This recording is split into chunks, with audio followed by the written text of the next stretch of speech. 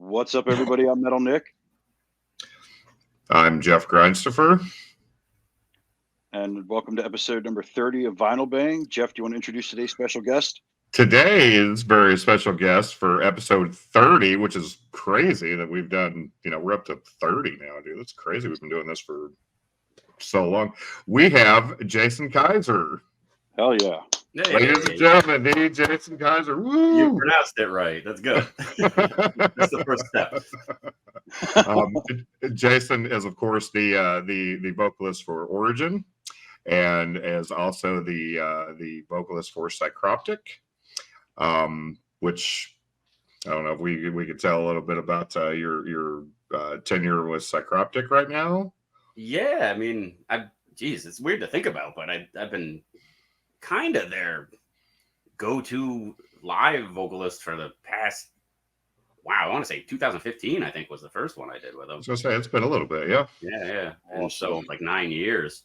So whenever whenever Pep can't do it, which is pretty often, I step in. So it's great. I love it. I mostly because since it's not my like main thing, like a lot of the onus of responsibility is lifted off of me, and I can just have fun. I don't have to worry. If the show sucks, I can be like, it's not my fault. So that takes a lot of pressure off. So it makes it a lot more fun. And I love the dudes. Like, it's a blast to tour with those guys. So it's great. Now, another way that I've seen you out on the road is that you're also you do some work with Immolation. Yeah, you go out with Immolation a lot.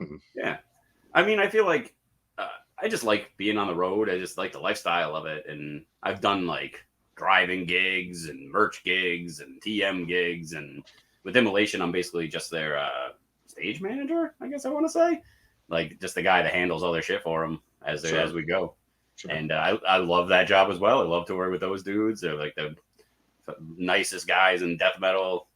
Like there's several groups of people in death metal that I feel like are impeccable as far as like the respect they deserve. And Dave and Joe Haley from Psycroptic are definitely two of them, and Bob and Ross from Immolation, untouchable as like the coolest dudes in death metal. Those dudes. And there's a handful of other ones, but I don't want to stroke anybody's dick too hard. Sure. I think they know, and the world knows of Bob and Ross as being the coolest dudes in death metal. Absolutely. As far as frontmen go, you are absolutely one of my favorite to watch live. You're so interactive with the crowd, and just the way you get everybody going, and your interaction with everybody. It just definitely one of my favorite live vocalists for sure. The only person that I've ever seen. Oh, go ahead. You're the only person I've ever seen do a on-stage circle pit. Yeah. Well, I've always stuck to the idea that if I'm bored on stage, everyone else is bored watching. So I try to keep it as interesting as possible. And you'd be surprised how difficult it is to come up with new shit. Like everybody does a wall of death, everybody does a circle pit, but to come up with something like new is like going from 0 to 1. It's like a huge leap. Like a long time ago when I used to sing for Skinless, we did like the Tsunami of Death, which was new. And even that, I was like amazed because that was a back to front wall of death where everybody like charges the row of people right at the front of the stage and then crashes back into the pit. And in a very tasteless way, we did it when that crazy tsunami happened in Southeast Asia in like 2008. It was very insensitive, but it was a different time. We were young. But yeah, we try to keep it. I try to keep it interesting. Because I see everybody just does, the same shit. Like I just saw last night, I just saw Frozen Soul, and they like their bit was like the push-up pit, which I thought was cool because it's different. It was like a little corny, but just the fact that it's theirs, and if anybody else does it now, like they know, they can probably not that they would, but they know it's theirs. Right. Oh yeah. Yeah. Anyway, sorry, off topic. Anyway. Well, anyway, regardless, Jason, thank you for taking the time to be with us today. Happy to be a part of episode 30. What's been your most notable guest so far out of 30 guests? Travis, and I don't know who's been the most notable. JR. JR was fun. JR Hayes was different because it was all CDs. Okay. He discussed CDs the entire time, but basically, like this show, Vinyl Bang, was basically created by J.R. Hayes, the Pig Destroyer, because he was Okay. like, he knows Nick and I real well, and he's like, just listening to you two talk about vinyl is like something that I would like to feature. So why don't you two sit in front of a camera and do a show together? And so it was like, okay, so we started doing it, and 3.5 years later, here we are, episode 30, awesome. and it's No, it's not. We started back in December. Yeah, it feels like it. Feels like Yeah. feels like forever with this guy. It's been fun because we've had some great guests, and I'm always excited about the stories. So, Yeah, cool. yeah, let's not waste any more time. And Jason, do you want to go ahead and start and talk about what these records mean to you? Yeah, sure. I mean, I feel like I might be a little different from most of the guests because I was never a big collector ever. For I think it wasn't until around COVID time when I started, and in a weird way. And like the first story is kind of one that I always tell other collectors when I beat and bullshit with them. I remember this. I remember the story. This is the story, the story that brings forth hate. Because I mostly got into it because of I do a lot of reselling in between tours, like mostly just for the fun of it. It's not really a money thing, but like flipping stuff, and like I like to do books mostly, like old fancy books and shit. And my whole apartment is like a library at this point, just from collecting during like the COVID period, going like thrifting and garage sales and estate sales and stuff. So I was big on like garage sales every weekend just for fun. And there was one weekend in particular a couple of years ago where I wasn't planning on going out. I was home, and I was like, it's a Saturday, but I was just feeling lazy and I didn't want to go. And I ended up at one point during the day looking out my window and being like, oh, my next door neighbor is having a garage sale. And I was like, oh, I'll just wander over there. I've lived in that apartment I lived there for 15 years. I don't think I'd ever talked to my neighbor. It's some old lady. And I went over to talk to her and check out the garage sale, and I started looking through this bin, and she has a bin full of vinyl out, and I'm flipping through it, getting more and more like excited. Every flip, I'm like, oh, okay. And I was like, how much do you want for this? It was a bin of about 100 records, all great condition. I wouldn't say mint condition, but very, very, very good condition. And the lady was like, oh, I don't know, $1 a piece. And I was like, $100? Absolutely. And then at the one point, she was like, just give me $20, take the whole bin, get it out of here. Oh. And I was like, okay. So I'll start with like what ended up coming up first. I'll start with like the most hate of all is this was like, oh my God, right there. And on top of it, I've got to be careful with them. Like the first 4, amazing condition, all like original presses, Electra presses. So, like the Kill 'Em All, I don't think is original because that would have been Megaforce, right? Probably. Yeah, it's Electra, but it's 83, so I don't know.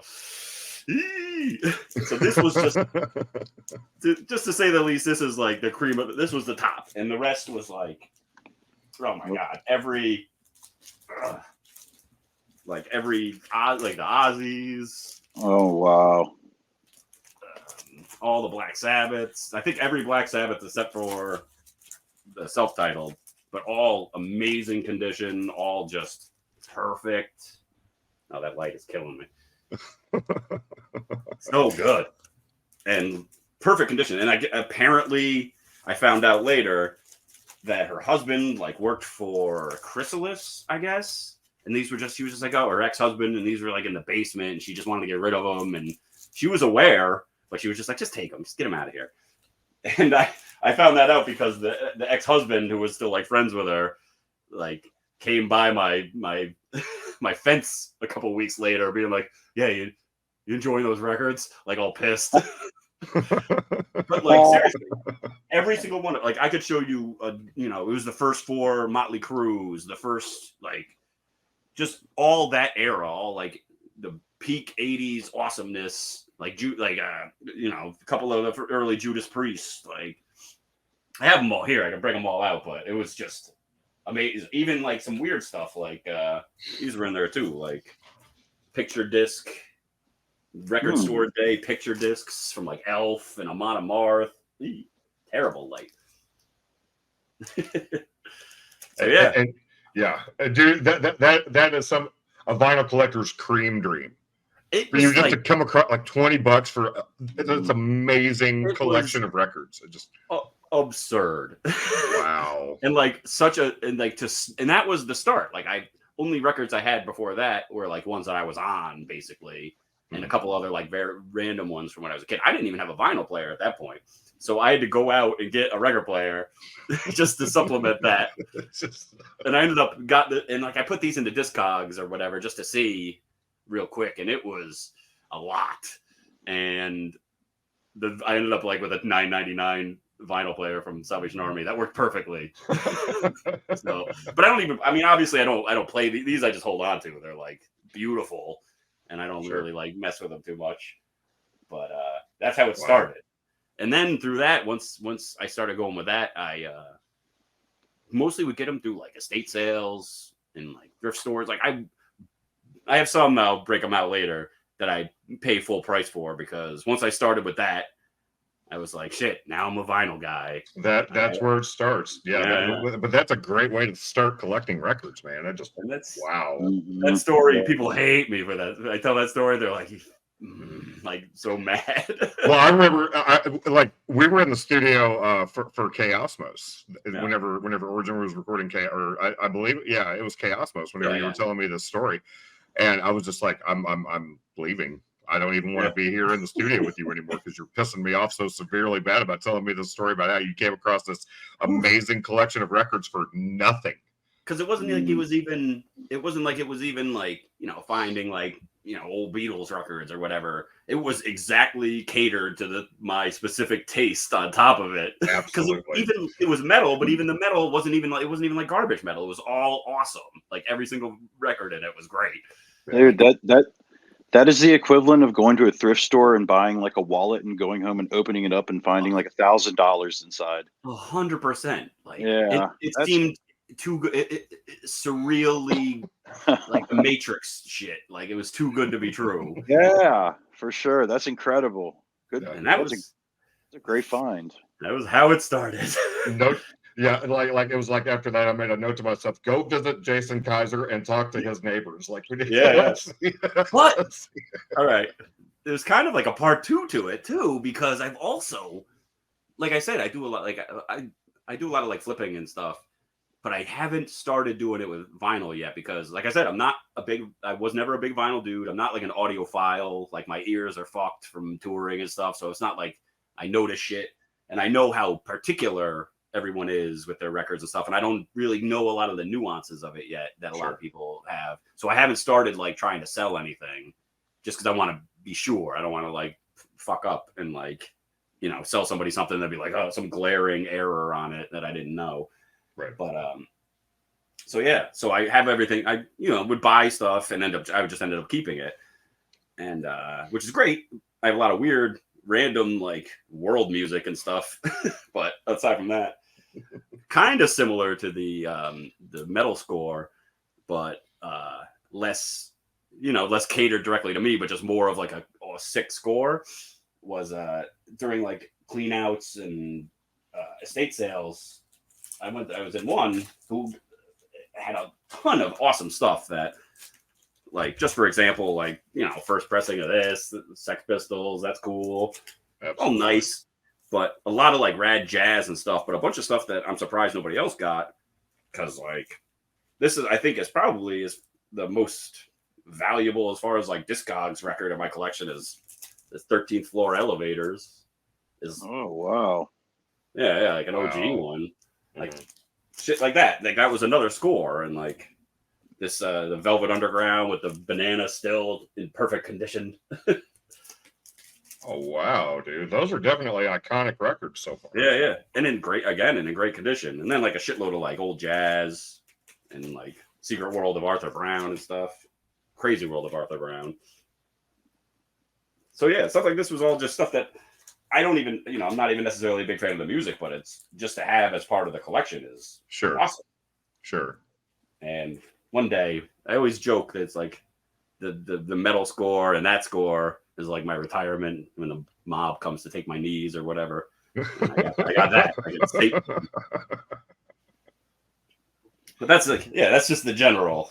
And stuff like this, like I don't like paying full price for anything really. Like everything that's in my library is all like I probably didn't, aside from like the leather bound stuff, I probably didn't pay for more than $1 for, and it's perfectly catered to my tastes and stuff like that. And the same with the vinyl.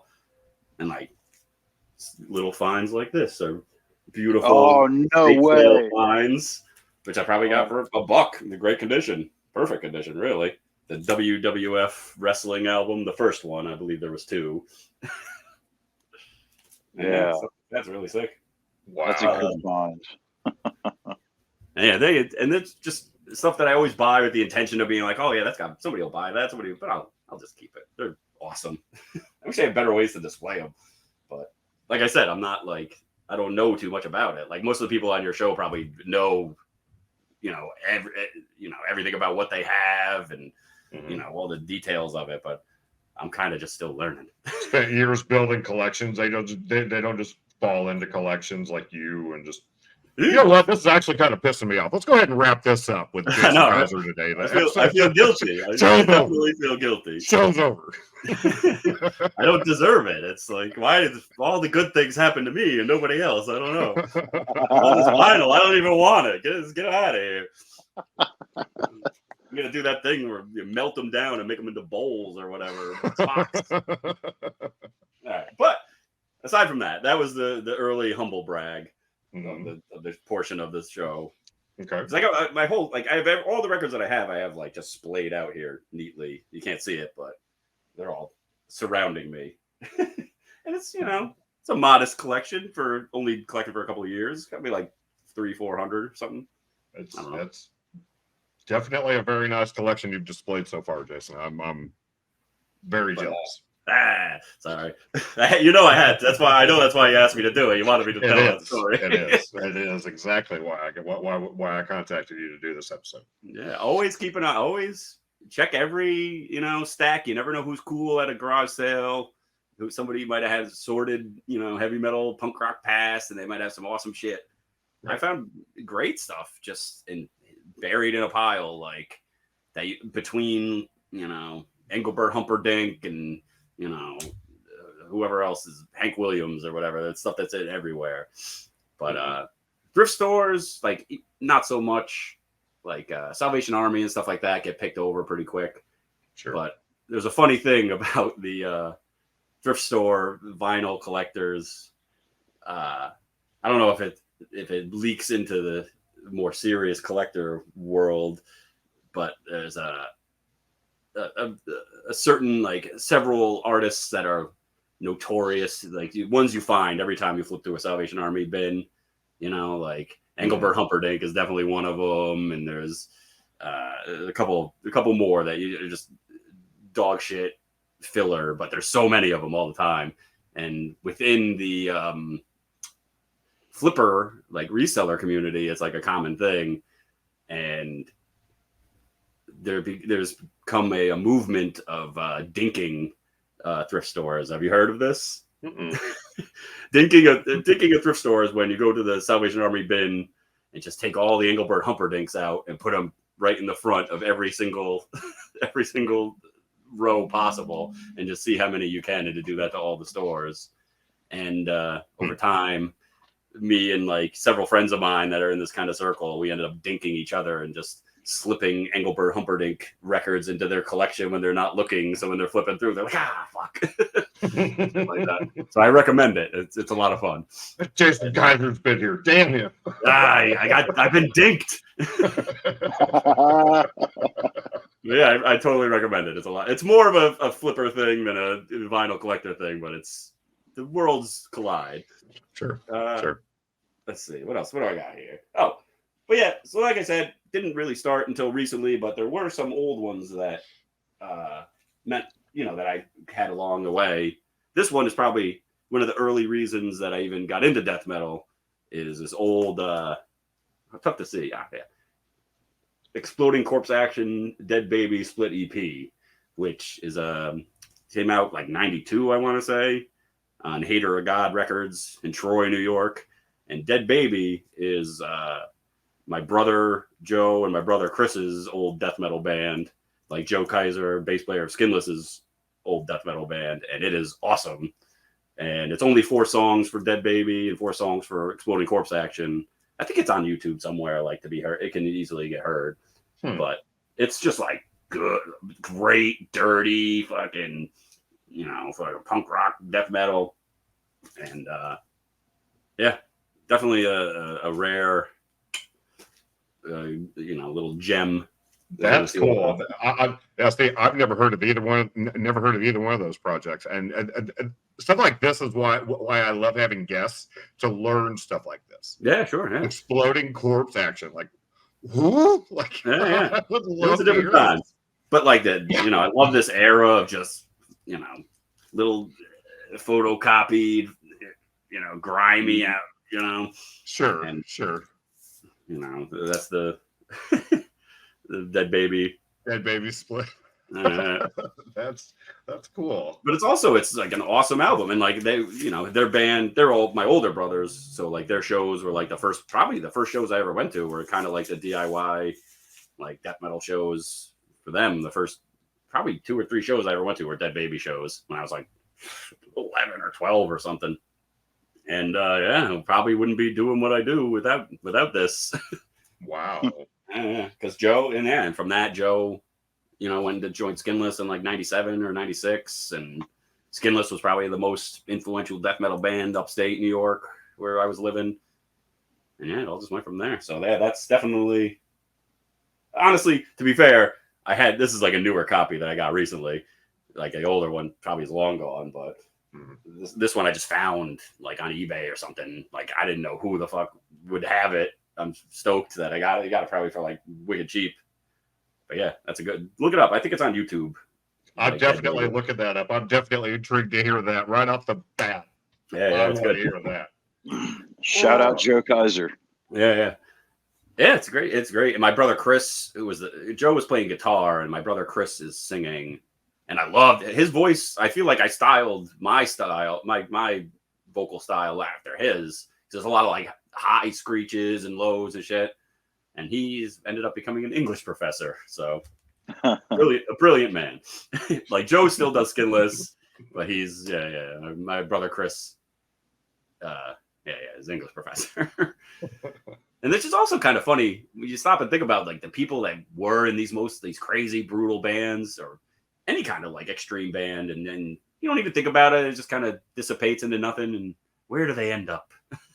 Like, where are they now? Yeah, because I'm so used to like people my age and older still doing it. Like I don't think about people that like went and had real lives. Right. Right. But what else do I got? I was looking, and I think one of the prettiest albums I have, like the visually, like I remember getting this and just being kind of blown away at how gorgeous the whole layout of it was. It's this Black Anvil, and this album Miles, I think it's called. Okay. But like this is like all etched. The red is all etched in and stuff like that. But it's like 3 layers of, this is like a die cut front. And so that comes out to this. And then on top of this one, which is this gorgeous, what do you call this pattern? I forget. I don't know. And then that's like the next die cut, like a lot of effort. And then on top of that, the etched album. I can't. Oh, cool. Yeah, we can see it a little. Yeah, the mandala, is that what I'm thinking of? Yeah, something like that. That sounds about right. Yeah. But yeah, I think this is like one of the most gorgeous albums I've ever seen. Like, who is this? Black Anvil? Yeah, Black Anvil. Yeah, they're from New York City or Jersey or something, kind of like black and death metal. And yeah, awesome album art. It's just beautiful looking. Just stark. Yeah, really nice. I gotta get a good angle for the light. Hold on 1 second. Let me make some drastic changes here. I'm wearing pants. Don't worry. Oh, thank God. This is a PG show, Jason. We're trying to keep it. Please think of the children. Oh, yeah, that's all. Whatever. There you go. I'll figure it out. So, yeah, I was looking at that. That was nice. As far as other stuff, like, I don't know. How much do you guys... I guess I don't, like, interact with the collector community too often, so I don't really know a lot of the etiquette of, like, listening to what you get. Do you guys, how often are you listeners to it, or are you more just orders of it? Well, okay, like whenever a band like say Origin puts out like 5 or 6 copies of an album, majority of them are kept just for the aesthetic purpose, but I will always play or try to get the black copy to listen to the black copy, but the other ones are just to have them, just like the multicolored. Sure, okay. You know, the different the rarities, especially like the ones that are pressed to 100, or the really rare collector ones, you know, will just kind of set off to the side, but yeah, I always try to listen to the majority of stuff that I get. Also, I appreciate, Jeff, you keep us in business, by the way. I appreciate that. The buying every edition. We need you. Without you, this whole ship is sinking without you. Because yeah, I have a ton of stuff that's still.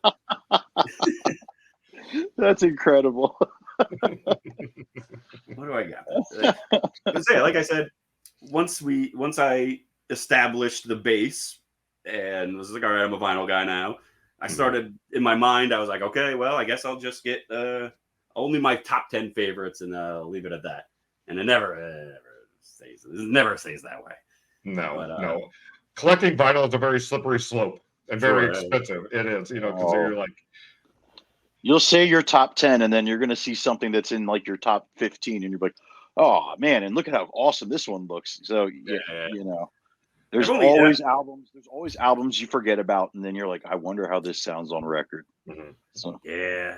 Now, real quick, do you listen to these? Since you bought the turntable, I mean, you do actually listen to the records. I mean, do you hear a difference in an album like, say, the Black Sabbath albums behind you, albums that you grew up with? If you listen to them on the turntable, okay. Those I'm afraid to listen to because I don't want to fuck them up. Sure, I'm afraid, you know what I mean. But I listen to what I can, you know. And yeah, some of the stuff, like, say, I went through a period where I was getting really into like all the ZZ Tops and Thin Lizzy and stuff like that. And I listened to all those because those are kind of more easier to get, and like Dime a Dozen, you know, you can find Jailbreak, you know. But yeah, stuff like that, I really do like. And yeah, I get why people go to them. Yeah, okay, classics. Sure. And these are stuff that I would just get at a garage sale or something. Mm-hmm. And it's awesome, man. Yeah. All the classics, you gotta have them. And some of the newer stuff, I think, like I listen to the Origin albums on vinyl, and it just sounds super weird to me. I don't know. It's just I don't know. I don't know if I like it better or worse. It's just, or maybe it's just because it's our own stuff, and I'm so used to hearing it that I gotta give it another shot. Where was I? Oh yeah. So I have a whole lot of albums that are like that I keep that are still sealed, and that's what I was wondering if like do you buy them, have them sealed, and keep them sealed, or what do you guys usually do? Some of them I do. Like for instance, and this album comes up a lot. The Anthropocene Extinction from Cattle Decapitation. Okay. I own like 20 or 22 copies of that album, and I've opened like 3. You know, a lot of them are still sealed, just because I mean it's the completist in me that has to have every copy, but I don't have to open every one. Right. Speaking of which, I figured you'd appreciate that. There you go. Yeah. Signed by all the boys. Yeah. Haven't listened to it. Kept it nice and neat. But that's kind of another thing that I was thinking about, because I'm glad you asked me to do this, because it forced me to like break stuff out and think about where stuff came from and all that shit. Mm-hmm. I mean, real quick, because Jeff and I are a little different there. So I do kind of collect, like, a little bit of a completionist with some, but not everybody. And I shouldn't say it like that, because I don't have like everything like Jeff does. When it comes to like the relapse clears, there's a couple of them that I own that I'm just like, sure, I spent like $75 on this agoraphobic nosebleed converge split, the Poacher Diaries. So why the fuck shouldn't I listen to this? So I'll put it down sometimes and listen to stuff like that I've spent a pretty penny on. But again, you're spending this money on it. Why not? But then there's the people that want to keep it in mint condition for a rainy day or something, and I understand that. I do. It's just, but like I respect what Jeff has. There's one record that he has that he put in a frame, and I was like, man, you should let that sucker breathe, because but it's understandable, because it's a very rare cattle album that a lot of people want to have that can't have. There's only 200 of them, and it's not the rarest pressing of that record, but it's the nicest looking one for sure. It is definitely the nicest looking one, but it's just something to me. Like I've heard it. I have a copy that I listen to on vinyl, and I don't have to have that one to put on the turntable. You know what I'm saying? And like, you guys are not, I'm probably the same. You guys aren't buying these with the intention of selling them eventually. You're just buying them for yourself too, which is like, yes, for sure. But every now and then, that's what I'm doing. Every now and then, I'm at the point now where I'm like, I don't need this in my collection anymore, so I can go trade it at a record store and just make some cash. But like, it's that part kind of like sucks, because sometimes you have to part ways with things that you don't want to. But Yeah, I guess I should break them out more. Like, just as I was doing this, like getting stuff organized for this, I was like listening to like 5 or 6 different records that I don't think I've ever even put on. So you've opened my eyes, guys. Thank you. I appreciate it. That's awesome. There you go. You're welcome. But yeah, so another funny thing that I thought while I was going through these was how it took me. So I've been a touring musician for 20 years now. Like, toured with basically everybody I've ever wanted to, except for like 2 bands. And it took me up until probably the big score, the starting off score, to realize, like, all this time when you're in a band and you're touring with other bands, the end of the tour, you swap merch and this and that back and forth. And it took me until like 5 years ago to realize, why haven't I been getting like the LPs from these dudes from the beginning? Just every tour, like trade LPs, and like my collection would be ridiculous at this point. Like classics that blown the fuck. Like, I toured with Cattle in 06. I probably, you know what I mean, on like Karma Bloody Karma or whatever, and probably could have gotten that then.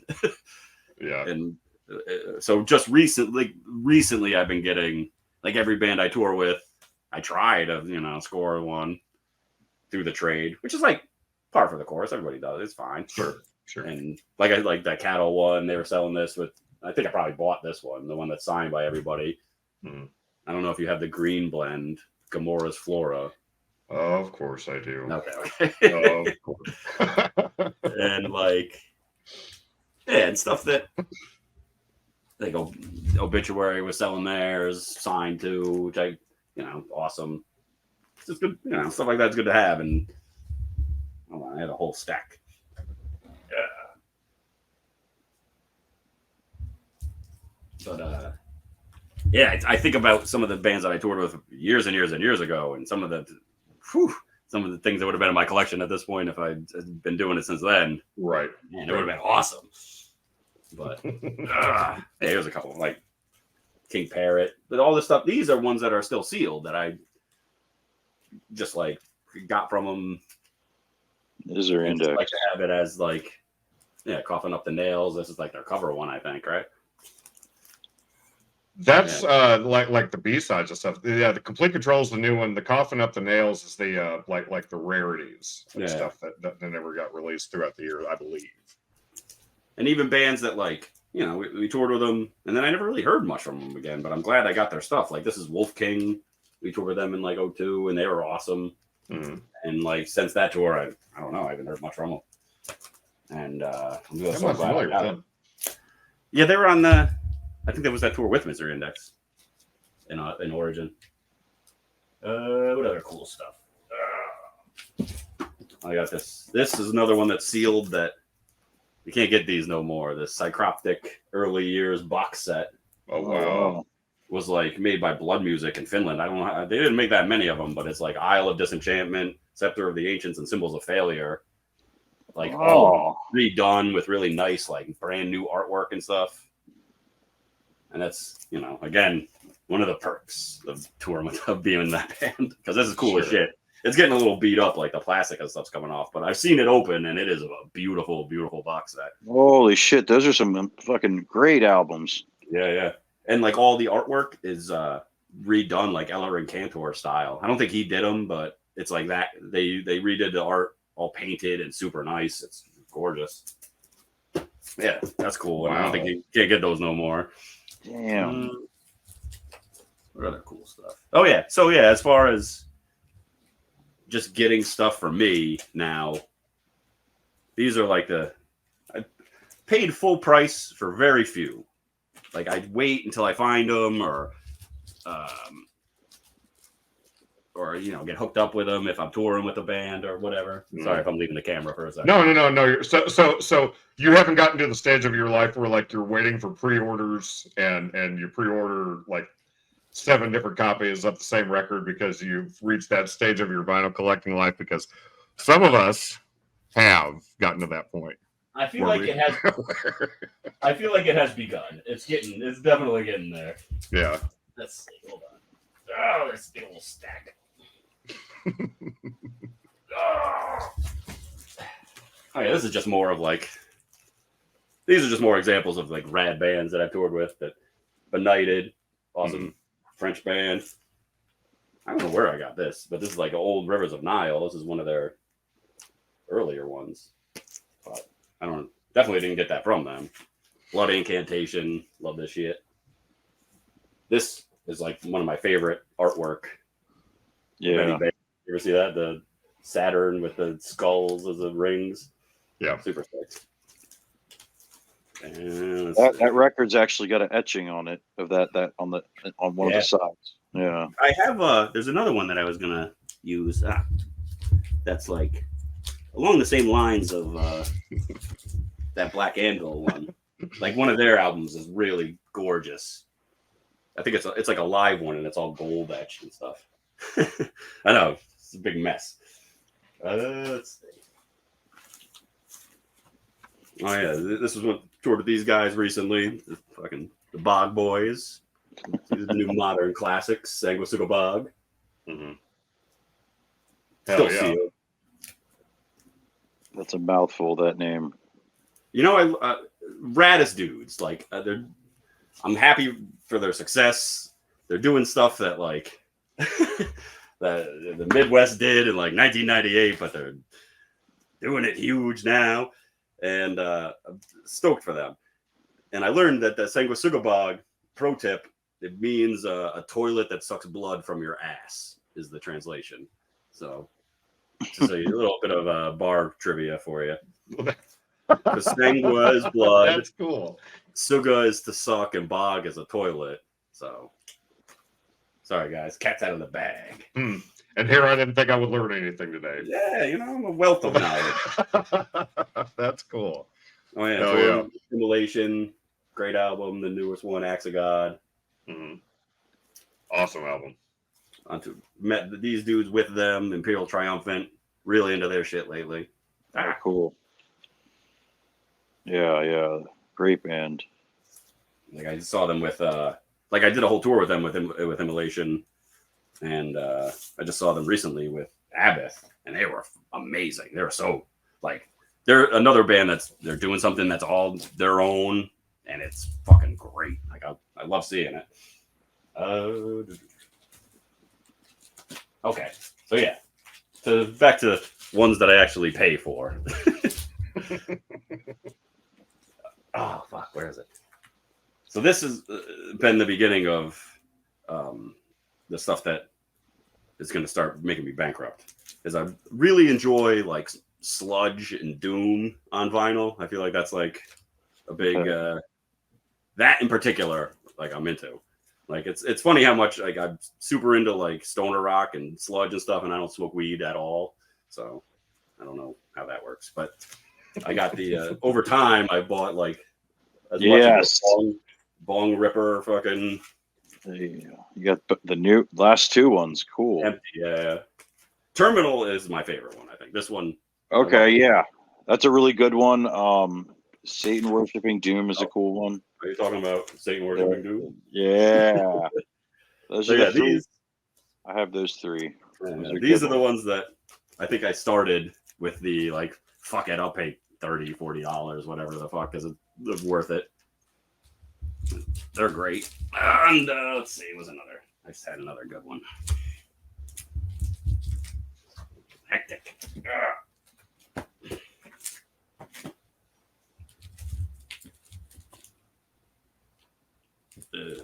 But yeah, and plus, wicked nice dudes. I always had this plan.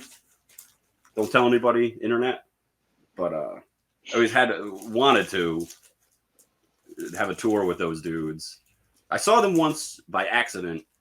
Like I was in LA for some reason, not on the road. I think I was just like in between tours or something. I was just dicking around for a week, and they happened to play at some fest that I stumbled into, and I'd never heard them before, and I was hypnotized. It was so good, Bone Gripper. And I started thinking, I was like, it'd be so sick to do a tour of like Origin and Bone Gripper together with like headlining sets for both, like the fastest possible band and then the slowest possible band sets in the same night. Like have it be the Lightspeed to Absolute Zero tour, and flip every night flip a coin to see who headlines and then see which crowd leaves. And I told them about it, and they seemed into it, but I don't think they tour that much. So, unfortunately, they don't. Yeah. They are a festival band, and like when Terminal came out, they did a couple shows in the East Coast, I think. Yeah. So I think lucky. I'm glad I got to see him. I felt real, Yeah. Otherwise, I got to go to Roadburn or something to see him, I think. Yeah. They played Maryland Death Fest a couple times. Nah.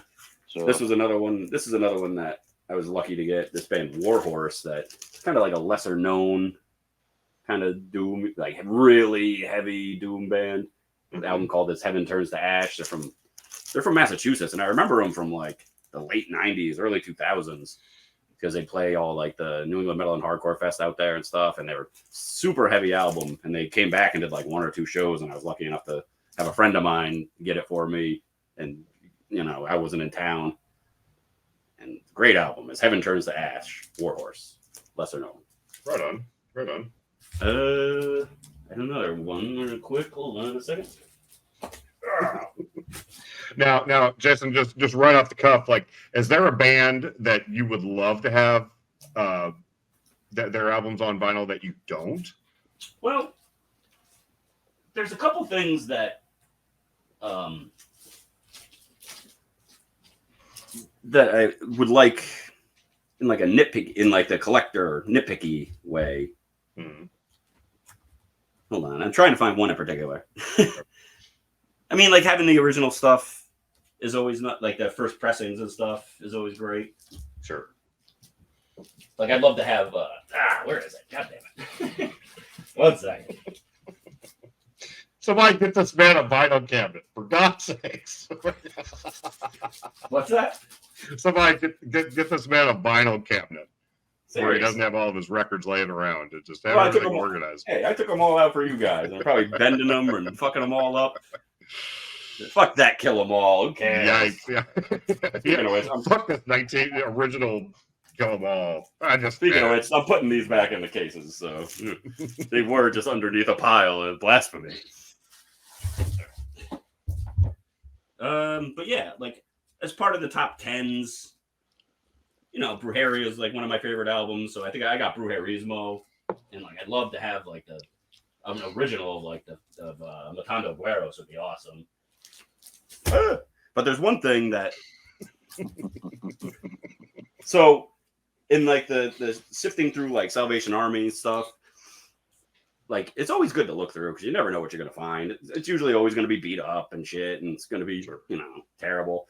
But I always look for. I'm a big fan of Townes Van Zandt and like kind of like old timey outlaw country dudes, and I always hope to find one of his in like just somebody didn't notice that they lost it, that they traded it in or whatever. Like right. This is one of my favorite albums. Is Live at the Old Quarter, and this is like the repress by Fat Possum Records.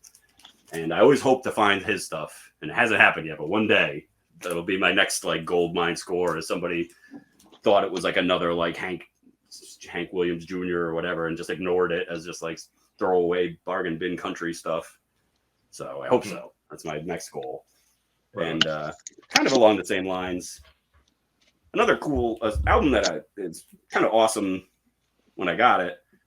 I heard on the internet like that if you order this album, the dude works at like the record label, and if you just add a little note and you ask nicely, he'll sign it for you. And it was just something I read on like Reddit or something, and I was like, okay, all right. So I ordered it with a little note, and he totally just ripped the plastic a little and then signed it. And I was like, oh, that's really nice. And it's like one of my favorite albums.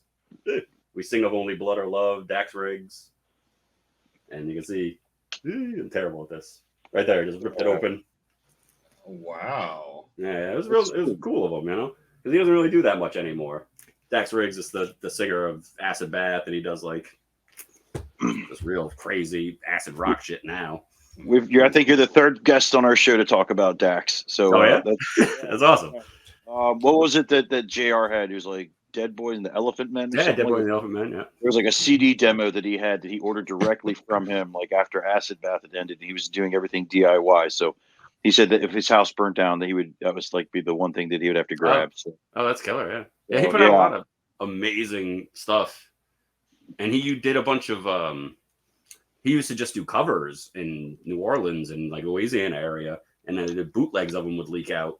He'd just play shows of just like whatever songs he likes, and it was as good as anything he ever. You know, I discovered like 24 artists from him covering them, and it was like a crazy song, completely in his style. And like I wouldn't have known Townes Van Zandt if I hadn't listened, you know, through Dax Riggs or like Bonnie Prince Billy, like a ton of stuff. He would do like Neutral Milk Hotel and just shit you wouldn't expect. And then John Prine, and so through that dude, discovered a lot of stuff that like changed my shit, you know. But those are like I have them on like an old iPod, like iPod Classic that kind of froze in the way where I can't add or delete anything, but it's still working. And I don't have the files anywhere else, and I can't find them. I've been looking for them, like a ton of those bootlegs. So when that iPod dies, it'll be a very sad day. I missed the iPod Classic was like peak. It was peak music media, and after that, they should have just stopped. It was too good with the scroll wheel and everything. Yeah, I still have mine. Yeah, they're great, and it's good to have in the car. Yeah, sure. If you're not a what is it? What's that thing that everybody uses to stream? Spotify. Jeff? Spotify, yeah. I don't like it. I don't want to pay for it. So I have all my CDs, everything that I've ever. When you buy records, they come with download codes sometimes. So like, I have everything backed up on a hard drive, and in my car, that's how I listen to my music.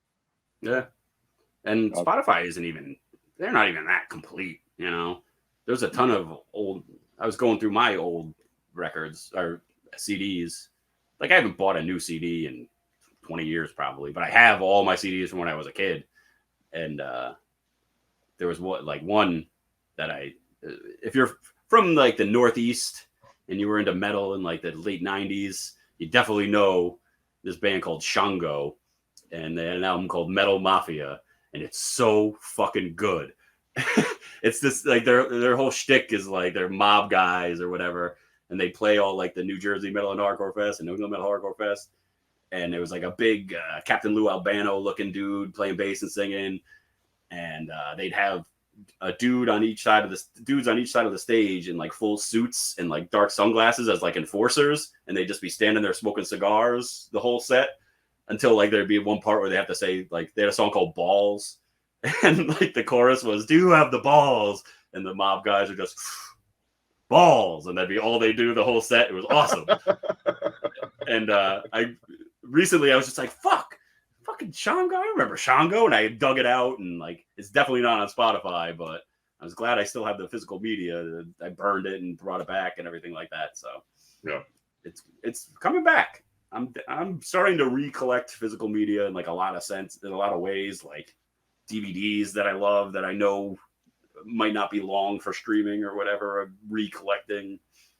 CDs, I'm not quite there yet, but soon. I guess vinyl, counts. Absolutely counts. Yeah. Sorry, tangent.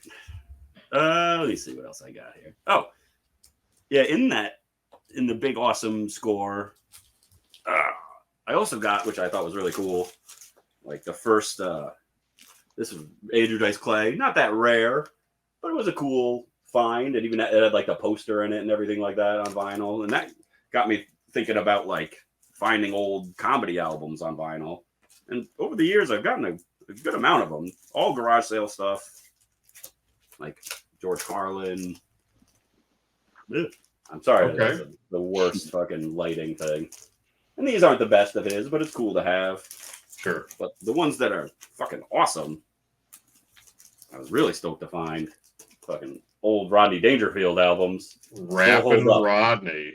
Hilarious to this day. This is an amazing album. And yeah, Rappin' Rodney, ridiculous. This is the peak fucking 80s. It's so good.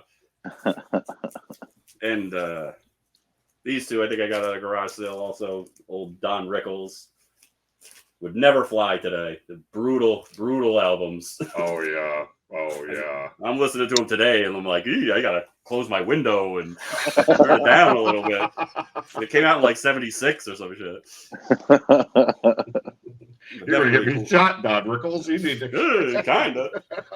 There's a lot of cringe. I guess that was the whole point. It was a different time, I guess. So. Right. And I believe, am I right, Nick? Like that's the first time that a comedy album has been brought up. Yeah, I think so.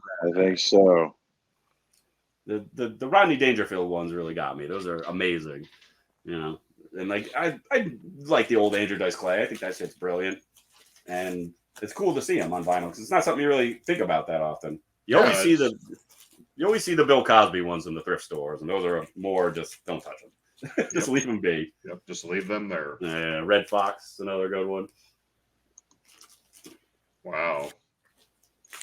And those I listen to a lot. Let me see. Oh, yeah, I had a whole shameless self-promotion stack. So, obviously, this is a fantastic album that I'm sure you can pick up at nuclearblastrecords.com. Also, another fantastic album you can pick up pressed on limited white vinyl, 700. Jeff's got it. Of course, Jeff's got it, yeah. Omnipresent. The least favorite Origin album, apparently. All right, come on, let's move it along here. Let's. But this is actually like, I'm glad I kept I have a couple copies of this, the Skinless album, and these are super hard to get nowadays. Like, people just didn't think to get them back then, I guess. I have like 2 or 3 copies, and super hard to get. And that's about it. Okay. Dibs. If you start giving away Skinless albums, Nick, I'm calling dibs.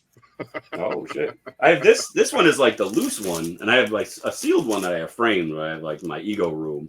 Sure, but yeah, on eBay like I ego search myself on eBay every once in a while, and they go for fucking pretty rare. I'm sure. I'm sure they do. And yeah, and then the Psycroptic Divine Council, which I think you can get on Prosthetic Records. Limited edition Green Galaxy vinyl, apparently. And I did a guest spot on this Retro Gore album. I remember that. I aborted, yeah.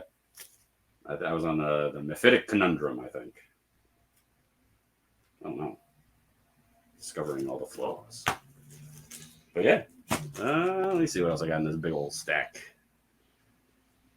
I don't know what kind of stuff. What are some other interesting? What do other people talk about? Like, do they talk about stuff that's like personal to them, or just like cool and rare, or what's like?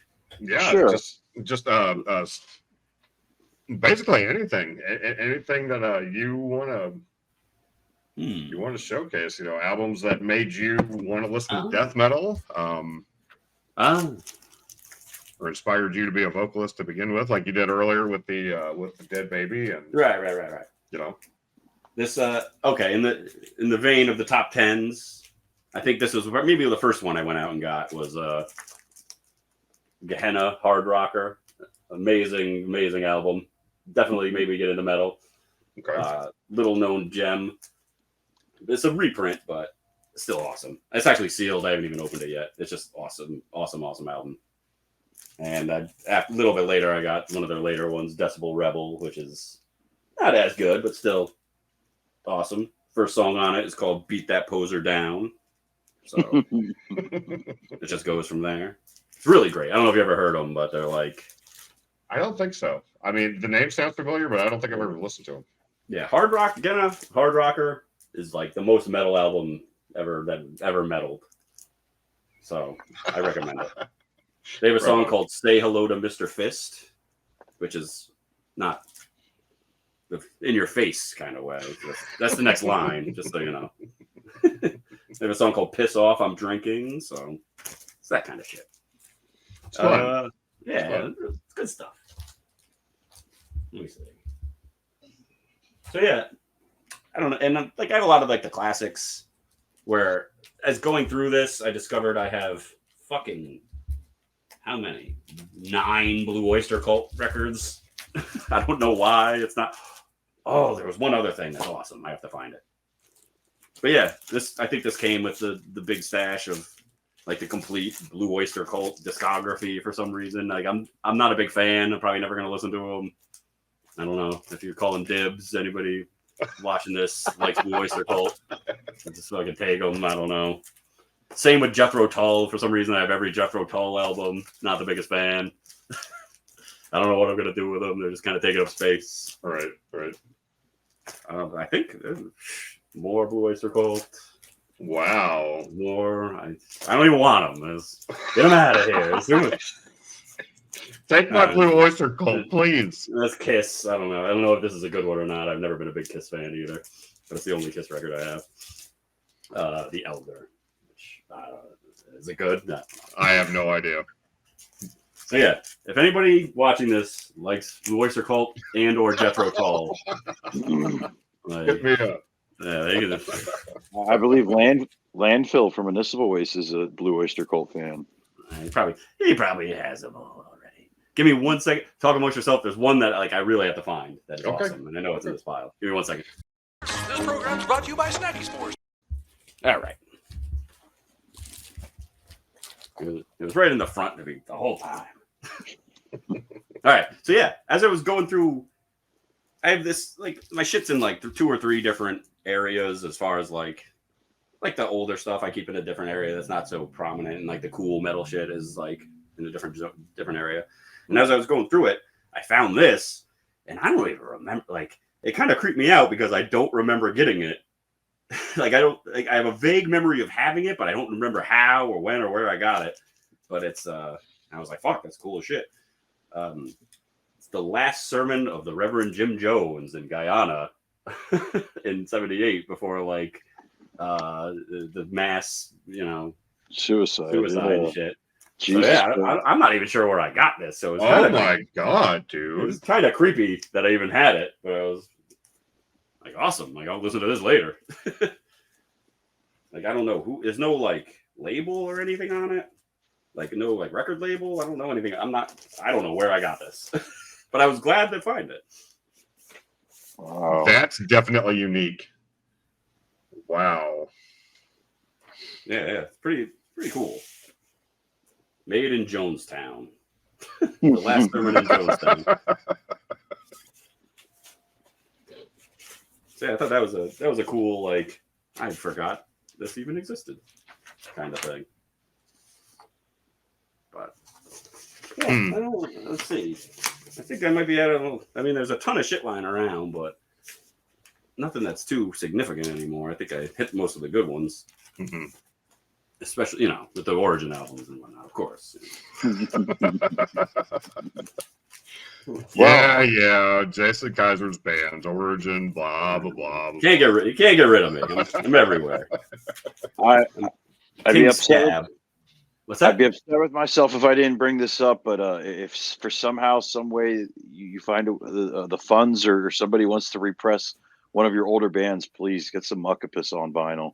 Yeah, we've been actually thinking about it. The thing that sucks about that, fuck, man, I would much rather the story behind the one I was on, Undimensional, Yeah. is so like disappointing because I love those songs, but I feel like it got recorded so shittily.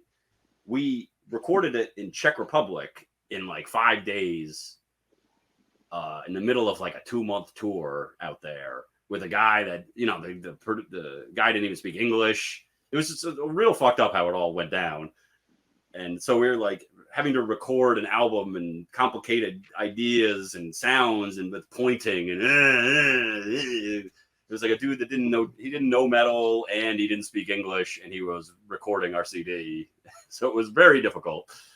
And it's just like some weird, my guitar player, like, you know, some weird not scam, but it worked it out with our tour manager, who was a Czech guy, and thought it would be like a good idea. Like, hey, we'll just record it when we're over there. And so I feel like that album is such like a shame because it had so much potential to be like such an awesome heavy album, but I feel like it ended up so weak.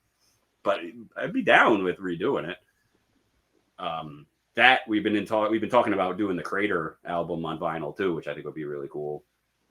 I don't know if the Crater was a band that me and John Longstreth do when Colin from Gorguts. Yeah, it's based on the Crater album. Hell yeah. Dude. Yeah. We've been talking to a couple different people about doing that. We just never got around to it. But I would do it. I would press 100 copies just to have one myself, you know. And then I'm sure they would, because that's like culty people that know like it. It's just we put it out ourselves. We didn't promote it or nothing. So it's like kind of like underground. But we've definitely been talking about doing that. I just listened to that project the other day, actually. I really a good project. I'm very self-critical about music, the stuff I put out, and I feel like that's the only album out of I've put out like 12 full-length albums at this point or something like that, maybe less, and that's the only one that I like. I'm like, yeah, that was good. Like I approve of that one, and that's the only album I fully approve of with no hesitation. It just came out awesome. The songs are so good. So, Crater, the ones who create, the ones who destroy. Mm-hmm. On YouTube, I'm sure, with everything else. It is on YouTube. CRATO. CRATO, yeah. Yeah. Make sure we get all the information in there. Yeah. That's what I'm here for. Oh, yeah. This is what I was looking for. I did get Turismo, but I would love to get, I need to get the earlier ones on vinyl. Maybe that's the only one that I'm like missing. Like that, I wanted to get all the old Summoning albums, that black metal band, that Lord of the Rings black metal band. Like I love those albums. I feel like those would be great to have on vinyl. And like the old Opeths too, I think I want to get, but I can't imagine I'll find those for cheap anywhere, which sucks. Like the first like 4 or 5 up to like Still Life. And I feel like that's the only thing like kind of missing that I would love to have. They've been repressing a lot of that stuff, like the Morning Rise and Orchid and stuff like that. Like I've seen that. Sure, they are not cheap. Yeah, that's the whole thing. Like, yeah. They're still like Opeth. You're still going to pay for them, but they're more than the average vinyl, I would say. Like I think I saw like Still Life a couple years ago, and it was like maybe $50 because it was a rare pressing. There was like several of them, but they only made like maybe 500. So which is a bum out. But after that, it'll be complete. Blackwater Park's been repressed a bunch of times. It's not hard to find. You can go to most record stores and find that. Yeah, and as far as modern stuff, that's the only ones I can think of that I really want to get. What else can I brag about from that find, from that score? There's a couple other good ones. I don't know. These are. Yeah, I guess I mean I would like to get the whole like Clutch discography. Would be like the older Clutch albums on vinyl would be sick to have. They're good. They translate pretty good to vinyl. I do listen to these. Another one of the bands I tour with, get free shit, rules. Archspire, great album. And probably the old War also. Oh, nice. Because on top of it, I told it in interviews and stuff before, where kind of the same as that Dead Baby thing. The reason I got into doing this kind of stuff was because of my two older brothers, because they were all punk rock and metal and stuff back in the day. We weren't close or anything like that. I was a couple of years younger than them, so I'm sure I was just like their bratty, little brother. And I stole the Gwar Hello on vinyl from my brother Chris, and would listen to that all the time when I was like 9-10 years old. And that's what did it. It was that album on vinyl, Gwar Hello. And I don't have that, and maybe I should get it just for that purposes. But yeah, one of my favorite bands up until past, not in the past 15, 20 years, but up until then, the best band. Yeah. Definitely. Gwar was probably one of the, as far as like being a front man, it's definitely the biggest influence. And yeah, probably just being into metal to begin with. Hello and Scum Dogs of the Universe are the two albums. Like I got into that kind of stuff before I got into the stuff that everybody else always talks about as being like, oh yeah, the first Pantera or, Judas Priest or Iron Maiden. Like I didn't get into Iron Maiden.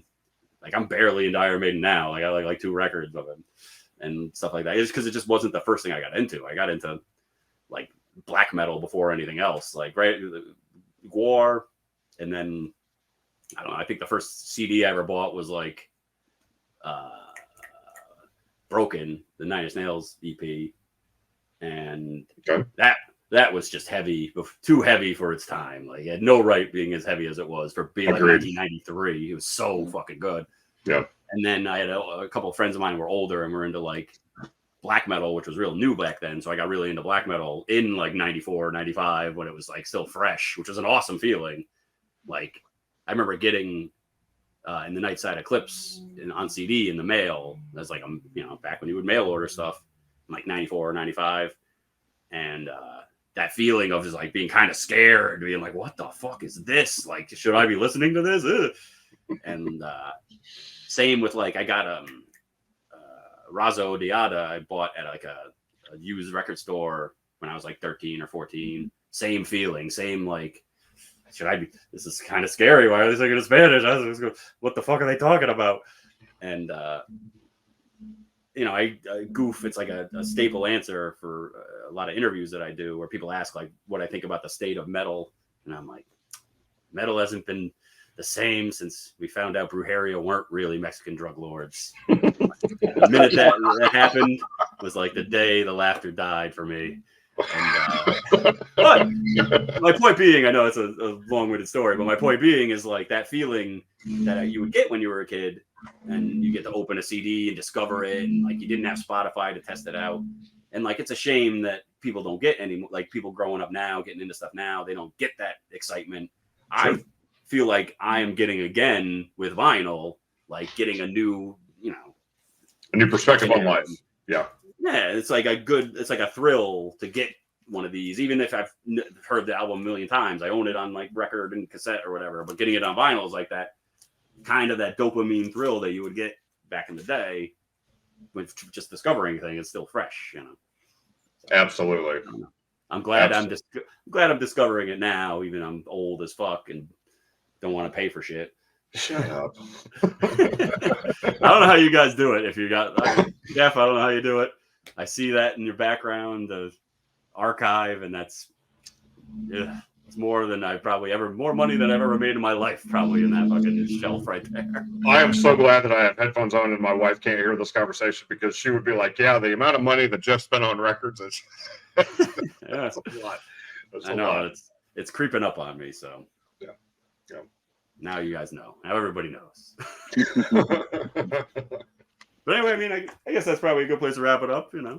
I feel like, yeah, I'm happy to be back in the game, and yeah, it's all just a long-winded, hour-long conversation to brag about finding Kill 'Em All for $1. Dude, still pisses me off, but I love hearing the story, and thank you for taking time out to do the episode with us today, Jason. This was a lot of fun. It was a lot of fun for me too. I get to reorganize this shit now, and that's half the fun. Like what, or alphabetical, by genre, by color? Who knows? By color.